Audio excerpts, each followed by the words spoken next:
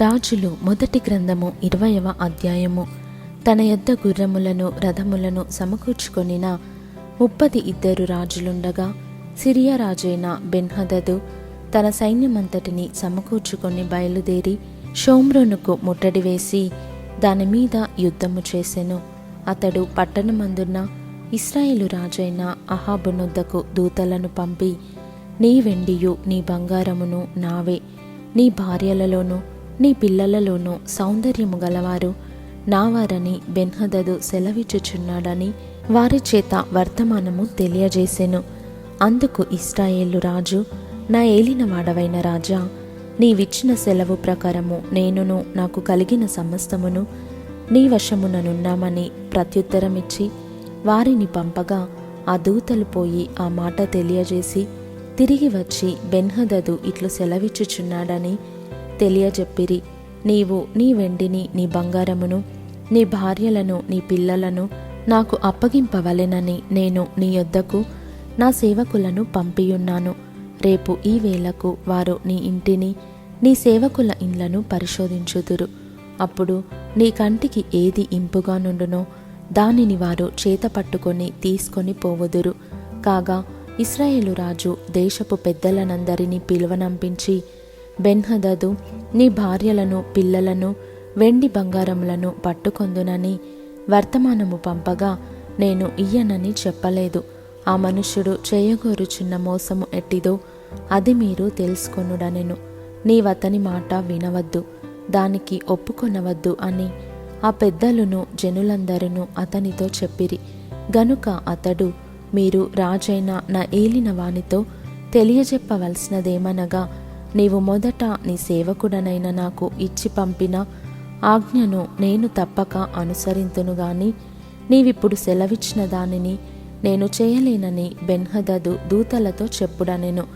ఆ దూతలు పోయి బెన్హదదు నొద్దకు వచ్చి ఆ ప్రత్యుత్తరము తెలియజేయగా బెన్హదదు మరల అతని యొద్దకు దూతలను పంపి, నాతో కూడా వచ్చిన వారందరూ పిడికెడు ఎత్తుకొని పోవుటకు షోమ్రోను యొక్క ధూళి చాలిన ఎడల దేవతలు నాకు గొప్ప అపాయము కలుగజేయుదురుగాక అని వర్తమానము చేసెను.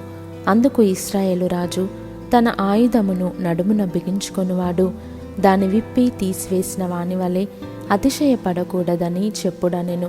బెన్హదదును ఆ రాజులను గుడారములయందు విందు జరిగించుకొనుచుండగా ఈ ప్రత్యుత్తరము వారికి వచ్చెను గనుక అతడు తన సేవకులను పిలిపించి యుద్ధమునకు సిద్ధపడుడని ఆజ్ఞాపించెను.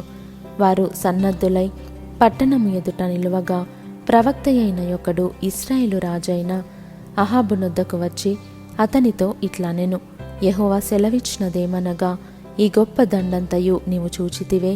నేను యెహోవానని నీవు గ్రహించినట్లు నేడు దానిని నీ చేతికి అప్పగించెదను. ఇది ఎవరి చేత జరుగునని అహాబు అడుగగా అతడు, రాజ్యాధిపతులలో ఉన్న యవ్వనుల చేత జరుగునని యెహోవా సెలవిచ్చుచున్నాడని చెప్పెను. యుద్ధమును ఎవరు ఆరంభము చేయవలెనని రాజు అడుగగా అతడు, నీవే అని ప్రత్యుత్తరమిచ్చెను. వెంటనే అతడు రాజ్యాధిపతులలో ఉన్న వారి లెక్క చూడగా వారు 232 తరువాత జనులను అనగా ఇశ్రాయేలు వారినందరినీ లెక్కింపగా వారు 7,000 మంది అయిరి. మధ్యాహ్నమందు వీరు బయలుదేరగా బెన్హదదును అతనికి సహకారులైన ఆ 32 రాజులను గుడారములలో త్రాగి మత్తులై ఉండిరి. రాజ్యాధిపతులలోనున్న ఆ యవ్వనులు ముందుగా బయలుదేరినప్పుడు సంగతి తెలుసుకొనుటకై బెన్హదదు కొందరిని పంపెను. షోమ్రోనులో నుండి కొందరు వచ్చియున్నారని బంటులు తెలియజేయగా అతడు వారు సమాధానముగా వచ్చినను యుద్ధము చేయవచ్చినను వారిని సజీవులుగా పట్టుకొని రండని ఆజ్ఞాపించెను. రాజ్యాధిపతులలోనున్న ఆ యవ్వనులను వారితో కూడానున్న దండువారును పట్టణంలో నుండి బయలుదేరి ప్రతివాడు తన్ను ఎదిరించిన వానిని చంపగా సిరియనులు పారిపోయిరి. ఇశ్రాయేలు వారు వారిని తరుముచుండగా సిరియా రాజైన బెన్హదదు గుర్రమెక్కి రౌతులతో కూడా తప్పించుకొని పోయెను. అంతటా ఇశ్రాయేలు రాజు బయలుదేరి గుర్రములను రథములను ఓడించి సిరియనులను బహుగా హతము చేసెను. అప్పుడు ఆ ప్రవక్త ఇశ్రాయేలు రాజునొద్దకు వచ్చి, నీవు బలము తెచ్చుకొనుము, నీవు చేయవలసిన దానిని కనిపెట్టియుండుము. 7 ఏడాది నాటికి సిరియా రాజు నీ మీదికి మరలా వచ్చునని అతనితో చెప్పెను. అయితే సిరియా రాజు సేవకులు అతనితో ఈలాగు మనవి చేసిరి, వారి దేవతలు కొండ దేవతలు గనుక వారు మనకంటే బలవంతులైరి. అయితే మనము మైదానమందు వారితో యుద్ధము చేసిన ఎడల నిశ్చయముగా వారిని గెలుచుదుము. ఇందుకు మీరు చేయవలసినదేమనగా ఆ రాజులలో ఒక్కొక్కని వాని ఆధిపత్యములో నుండి తీసివేసి వారికి బదులుగా సేనాధిపతులను నిర్ణయించి, నీవు పోగొట్టుకొనిన బలము ఎంతో అంత బలమును, గుర్రములకు గుర్రములను, రథములకు రథములను లెక్కించి పోగు చేయుము. అప్పుడు మనము మైదానమునందు వారితో యుద్ధము చేసిన ఎడల అవశ్యముగా మనము వారిని గెలుచుదమని మనవి చేయగా అతడు వారు చెప్పిన మాట విని ఆ ప్రకారము చేసెను.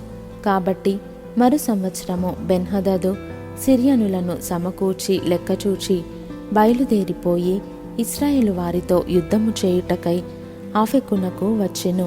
ఇశ్రాయేలు వారందరూ పోగు చేయబడి సిద్ధమై వారిని ఎదిరింప బయలుదేరిరి. ఇశ్రాయేలు వారు మేకపిల్లల మందలు రెంటివలె వారి ఎదుట దిగియుండిరి గాని దేశము సిరియనుల చేత కప్పబడి ఉండెను. అప్పుడు దైవజనుడైన ఒకడు వచ్చి ఇశ్రాయేలు రాజుతో ఇట్లనెను, యెహోవా సెలవిచ్చినదేమనగా, సిరియనులు యెహోవా కొండలకు దేవుడే గాని లోయలకు దేవుడు కాడని అనుకొందురు. అయితే నేను యెహోవానయున్నానని మీరు తెలుసుకొనున్నట్లు ఈ గొప్ప సమూహమంతయు నీ చేతికి అప్పగించెదను. వారు ఎదురుముఖములుగా 7 దినములు గుడారములు వేసుకొని ఉండిన తరువాత 7వ దినమందు యుద్ధమునకు కలుసుకొనగా ఇశ్రాయేలు వారు 1 దినమందే సిరియనుల కాల్బలము 1,00,000 మందిని హతము చేసిరి. తక్కిన వారు ఆఫెకు పట్టణములోనికి పారిపోగా అచ్చటనున్న యొక్క ప్రాకారము శేషించిన వారిలో 27,000 మంది మీద పడెను. బెన్హదదు పారిపోయి ఆ పట్టణమందు ప్రవేశించి ఆయా గదులలో చొరగా అతని సేవకులు, ఇశ్రాయేలు వారి రాజులు దయాపరులని మేము వింటిమి గనుక నీకు అనుకూలమైన ఎడల మేము నడుమునకు గోనెలు కట్టుకొని తలమీద త్రాళ్ళు వేసుకొని ఇశ్రాయేలు రాజునొద్దకు పోవుదుము. అతడు నీ ప్రాణమును రక్షించునేమో అని రాజుతో అనగా రాజు అందుకు సమ్మతించెను.